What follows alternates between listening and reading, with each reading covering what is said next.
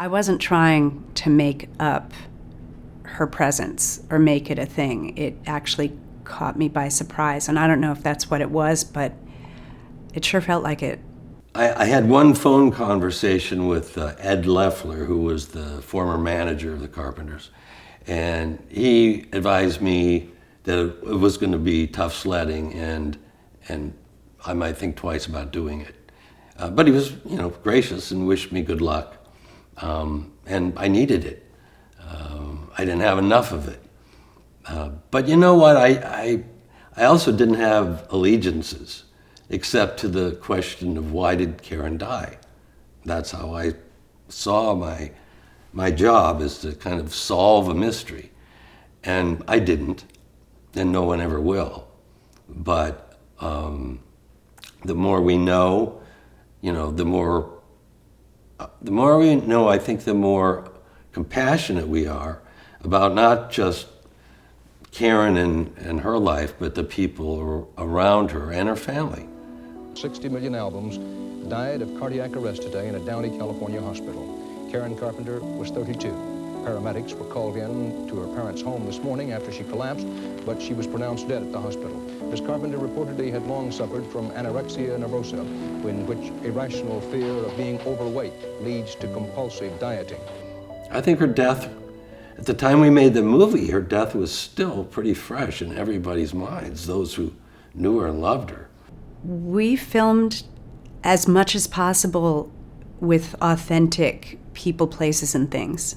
We shot the film in the parents' home in Downey, and Agnes and Harold were in the home when we were there, as was Richard, because Richard was there every moment of the shoot.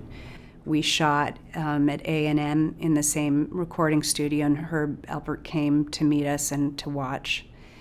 The day we shot the scene where she's being carried off on the stretcher right before she dies, I was actually on the stretcher and talking to the guys in between, shots, and found out that they were in fact the same paramedics who arrived on the scene to carry her away. And if that isn't strange enough, what blew me away was they weren't specifically hired for that reason. When production called, the EMT service in Downey, these were the guys that showed up for the job. So that was just one of the many uncanny coincidences that happened during the shoot.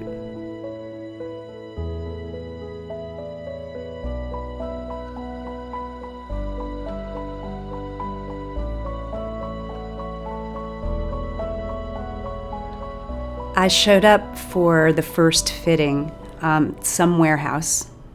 I don't know where it was, might have been Downey, to meet the wardrobe team for the first time. And it was a big empty warehouse, and there were racks and racks of clothes. And I don't know if I knew beforehand, but I found out that day that they were all Karen's. They had saved her entire wardrobe.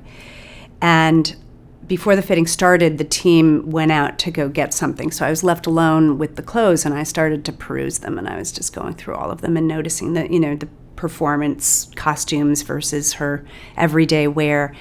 And I think they were in order of years. I think they were in chronological order. And I was fascinated and kind of horrified by the change in size, how they went from being larger than what I could fit into and to being so tiny.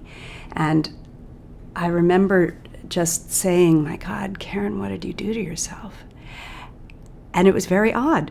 There was an energy in the room. That might sound strange, but there was something that happened in the room, and I was alone in there.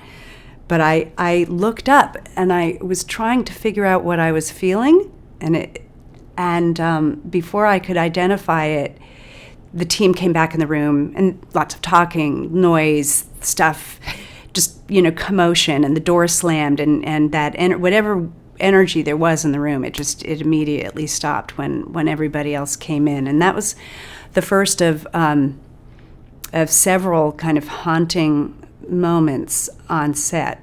I wasn't trying to make up her presence or make it a thing. It actually caught me by surprise. And I don't know if that's what it was, but it sure felt like it. I don't have as vivid a memory of feeling her at A&M as I do in that wardrobe room. I swear to you, I did not make that up. That was the first time ever in my life that I felt a presence that wasn't actually in a human body. But I recall talking with Mitchell Anderson, who played Richard, about feeling her in there. But it wasn't the way I felt, like where I was trying to figure out what was in the room with me, like I was with the wardrobe. That was very strange.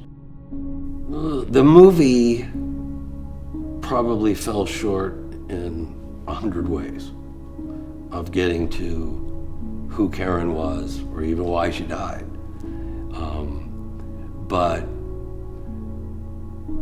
it was worth the effort, and I think much was revealed. It will take a long time for the opinions to settle on anything like this. We made a good movie, really talented people in front and behind the cameras. But it's the music that tells the story. And it was just to get a large part of the country, by the way, the ratings were like enormous, to spend an hour and 49 minutes or whatever listening to Karen and Richard. But to her voice, because her voice tells the story. The river that ran silent beneath, her life and her death is in her song. It's in her voice. That's why nobody can replicate it. When it was lost forever.